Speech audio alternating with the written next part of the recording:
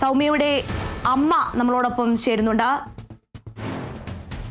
ഈ അവസരത്തിൽ എന്താണ് ചോദിക്കേണ്ടതെന്ന് മനസ്സിലാവുന്നില്ല. താങ്കളുടെ ദുഃഖം എനിക്ക് മനസ്സിലാവുന്നു. സൗമ്യ കൊലക്കേസ് പ്രതി ഗോവിന്ദച്ചാമി ഇപ്പോൾ ജയിൽ ചാടിയിരിക്കുകയാണ്. ഈ പ്രതിക്കുള്ള അന്വേഷണം നീളുകയാണ്. അതിർത്തി കടന്നുള്ള അന്വേഷണത്തിലാണ് ഇപ്പോൾ ഉള്ളത്. ഈ സാഹചര്യത്തിൽ അമ്മയ്ക്ക് എന്താണ് പ്രേക്ഷകരോട് പറയാനുള്ളത്? അവൻ ജയിലിൽ ചാടി കാരണങ്ങൾ ഉണ്ടാകുമല്ലോ. ഇത്രയും വലിയൊരു ജയിലെടുത്ത് ചാടണത്തിനെങ്കിൽ അവനൊരു ആള് കൂട്ടിനില്ലാതെ പറ്റില്ല. ഒരാളുടെ സഹായം ഇല്ലാതെ അവനൊരിക്കലും അത് ചെയ്യില്ല എന്നാണ് എൻ്റെ ഒരു ഈ ഒറ്റ കൈകാരം. ഇത്രയും വലിയൊരു ഇതെല്ലാം മുറിച്ചെടുത്ത് ചാടി കിടക്കണച്ചുണ്ടെങ്കിൽ അവന്റെ കൂട്ടിനൊരാളില്ലാതെ ഒരിക്കലും അത് സംഭവിക്കില്ലേ. എന്തായാലും അവനെ പിടിക്കപ്പെടണം, എത്രയും വേഗം അവനെ പിടിക്കപ്പെടണം. അതാണ് നമുക്കിവിടെ ആവശ്യം. എത്രയും വേഗം അതിനെ പിടിച്ചു കൊണ്ടുവന്നേ പറ്റൂ. ഞാൻ അന്ന് മുതൽ ഇന്ന് വരെ പറഞ്ഞൊരു വാക്കാണ്, ഇനിയൊരു അമ്മയും എന്നെ പോലെ കരയാനുള്ളൊരു അവസരം ഉണ്ടാവരുതെന്ന്. ഇതിപ്പോ അവൻ ജയിലിൽ ചാടാൻ സഹായിച്ചത് അത്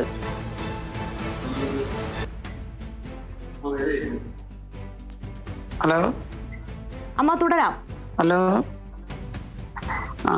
ജയിലിൽ ചാടാൻ അവനെ സഹായിച്ചത് ആരായാലും അത് പിന്നെ എടുത്ത കാര്യം. ഇത് അവനെ പിടിക്കലാണ് ഏറ്റവും വലിയ ആവശ്യം ഇപ്പൊ.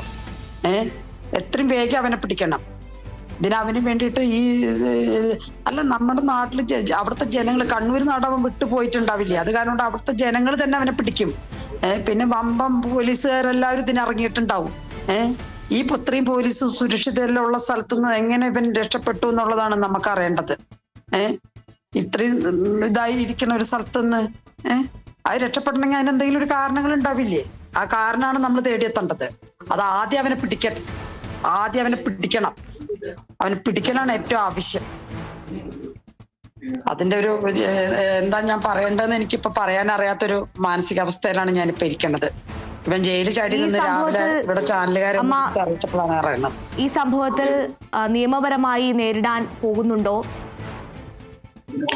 ഏതെങ്കിലും സുരക്ഷാ ഉദ്യോഗസ്ഥരുമായിട്ട് സംസാരിച്ചോ? അതോ എന്തെങ്കിലും തരത്തിലുള്ള ഭീഷണികൾ ഇതിനു ശേഷം വന്നോ?